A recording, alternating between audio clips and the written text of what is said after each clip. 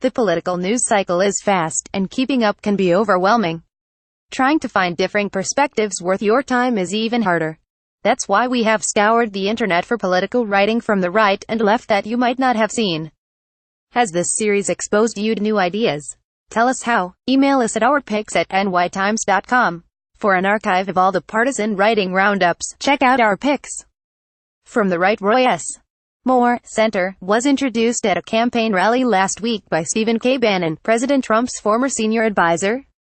Bryn Anderson, Associated Press. Dana Hall McCain in the Dothan Eagle. If your vote is the whole of your efforts, you simply can't afford the luxury of a complicated election cycle.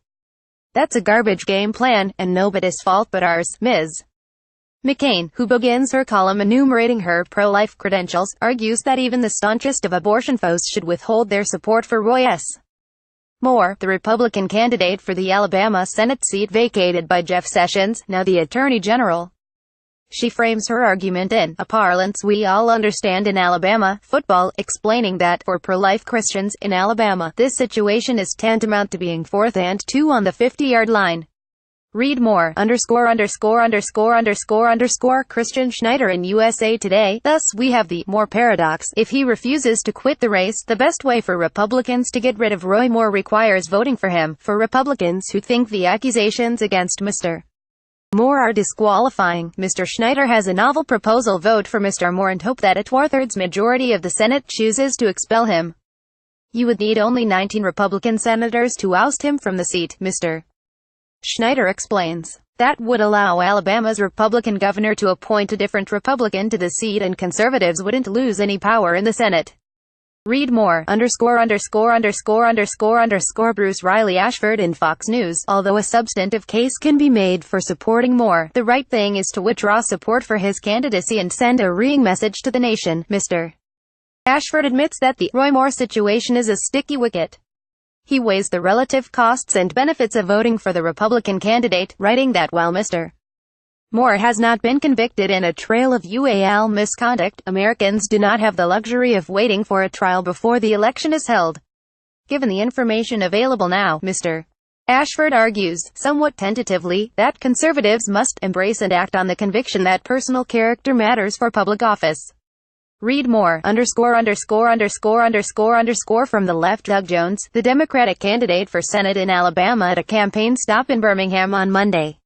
Jay Reeves, Associated Press. Michael Harriot in the Root. Tuesday's election has little to do with the bodies of little girls.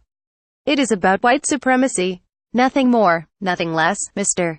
Harriot is skeptical of what some pundits and Moore supporters have called Alabama values. These values, he writes, selected as their winner every single presidential candidate who ever ran on a platform of segregation or white supremacy.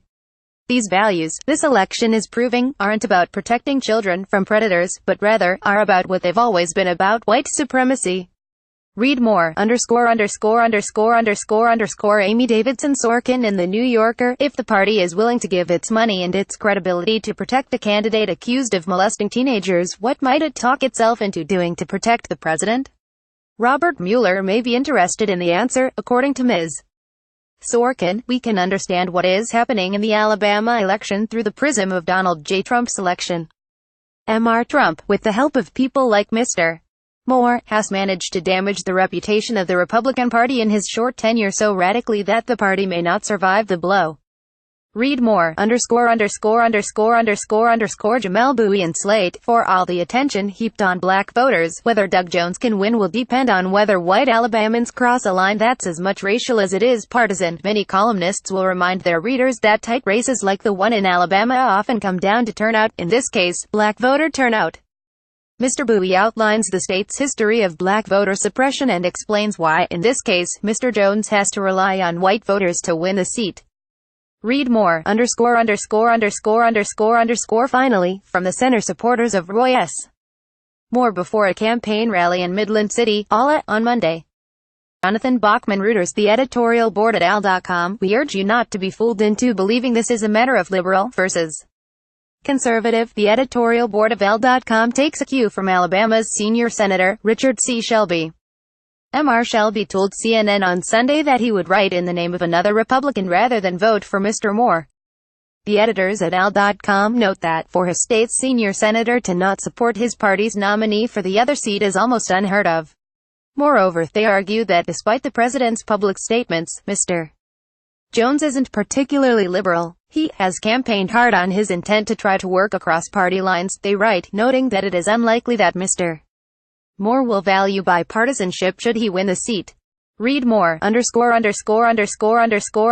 Nate Silver in 538. I still think Moore is favored, although not by much. Jones's chances are probably somewhere in the same ballpark as Trump's were of winning the Electoral College last November, about 30%. On Monday, some polls showed Mr.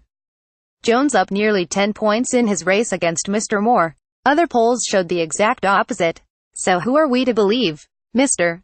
Silver breaks down why the predictive data is so all over the place in this election, and explains the assumptions and practices that may lead two different but equally respected pollsters to reach opposite conclusions about the results of Tuesday's special election.